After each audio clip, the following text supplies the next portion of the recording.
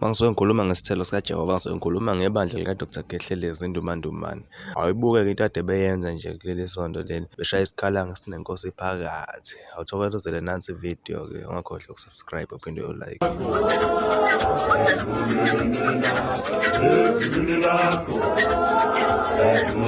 Ninyakaze masosa, ngiyacela madoda.